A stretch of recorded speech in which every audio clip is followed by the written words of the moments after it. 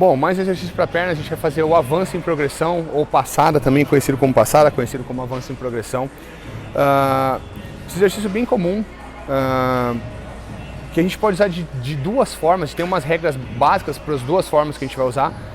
Em geral, é mais comum a gente ver aí o pessoal fazendo nas academias. A primeira forma aqui que eu vou demonstrar só para poder distinguir, diferenciar as duas, que é uma passadinha mais curtinha. Faz dois movimentos aí. Essa passadinha mais curtinha fala nesse afastamento entre os pés, né? Faz mais uma. Aí deu. Essa passadinha mais curtinha, ela dá uma ênfase um pouquinho maior no quadríceps, tá? Eu gostaria que esse exercício fosse usado para dar uma ênfase maior para glúteos. Então, para isso a gente vai usar uma outra forma de execução. Faz uma passada curta e segura lá embaixo. Então, ao invés da gente usar essa passada curtinha aqui, né, como falei, entre os pés mais próximos, a gente vai avançar bem o pé de forma... Fica aí. Pode apoiar o joelho no chão.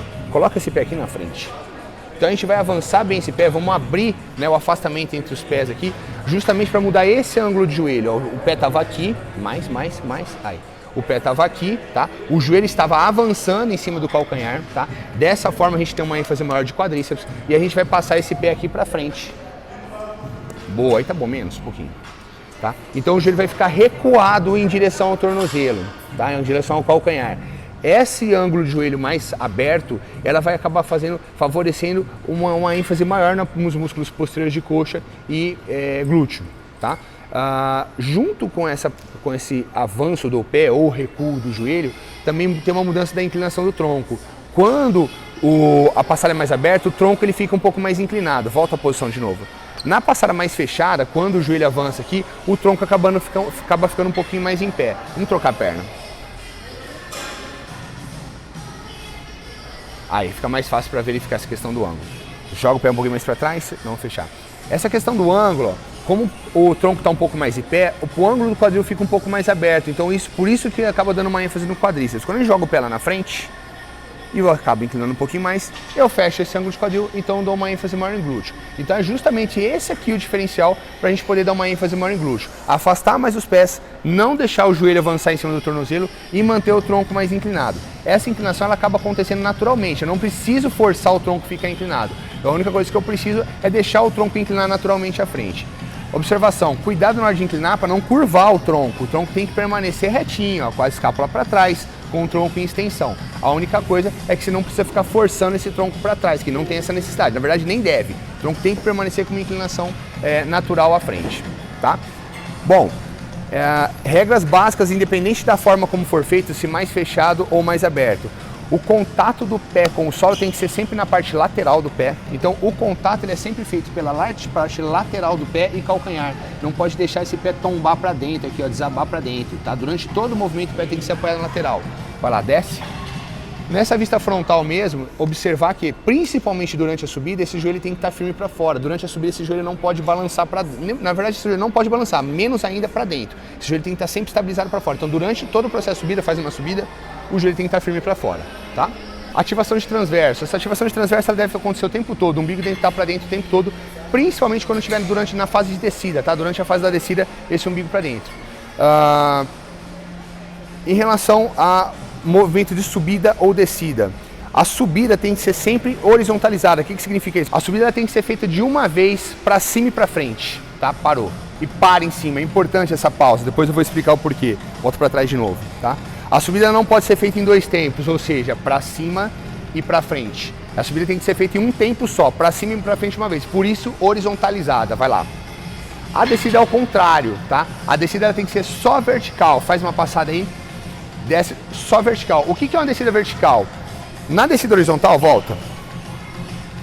Que é muito comum de acontecer na descida horizontal, a pessoa dá o passo à frente e continua projetando o quadril e o joelho para frente. Vai lá. Você consegue fazer? Isso. Então na descida horizontal, o joelho e o quadril vai tudo para frente. Isso não deve acontecer. A descida tem que ser só para baixo, ou seja, essa descida teria que ser só aqui, ó. Só aqui, tá? Só fica aqui, ó. A descida só para baixo. O que não pode acontecer é essa descida jogando o quadril para frente, tá? Projetando o joelho para frente. Então toda a descida, o joelho tem que estar recuado. Repare que o afastamento dos pés não muda, só que você pode fazer esse movimento para frente ou não. Nesse caso nosso, a gente vai manter sempre a descida só para baixo, nunca uma descida jogando o joelho para frente. E a subida ao contrário, a subida só para frente e para cima. A ideia aqui do avanço, da passada, é alternar os pés. Então vamos lá. Deixa eu fazer uma passada com a esquerda, uma passada com a direita. Isso. Sempre é importante fazer essa pausa em cima, como eu falei. Depois eu vou explicar o porquê. Boa. Sempre alternando os pés. O tronco inclinando naturalmente, o umbigo para dentro e o joelho para fora. Apoiando o pé na lateral. O que é importante aqui? Por que eu pedi para fazer a pausa em cima? Porque a gente vai finalizar fazendo a máxima extensão do quadril, ou seja, a perna vai toda para trás e a gente vai aplicar força só em glúteo. Faz um movimento com a direita aí, ó. Então, ó, chegou lá em cima, ó, o glúteo vai entrar para dentro, o bumbum precisa entrar para dentro. Se não houver esse movimento de colocar o bumbum para dentro, o movimento é ineficiente para glúteo. Vai lá de novo, ó.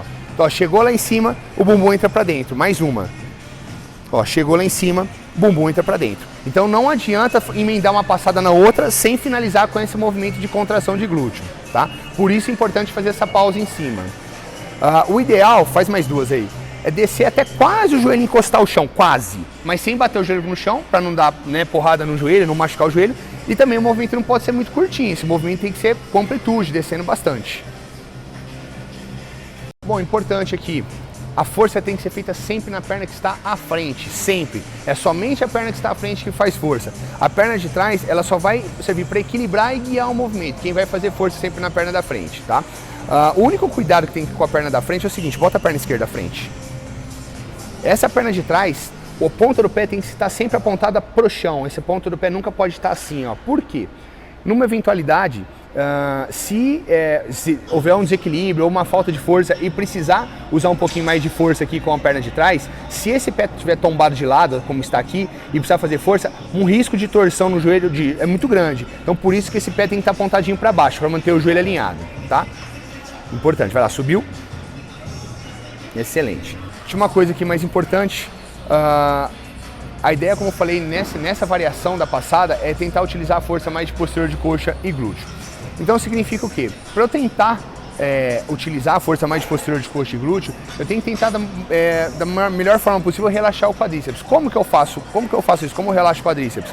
O ideal é não pensar em estender o joelho, esticar o joelho. Se eu pensar em esticar o joelho, eu vou acabar utilizando o quadríceps. Então eu vou pensar em fazer a extensão do quadril. O que é a extensão do quadril?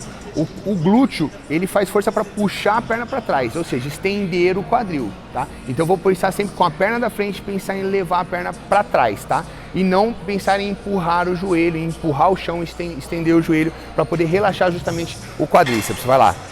Então a ideia é fazer força com a perna da frente como se quisesse arrastar o chão para trás, como se fosse dar um coice para trás. Com a perna da frente, a gente dá um coice para trás.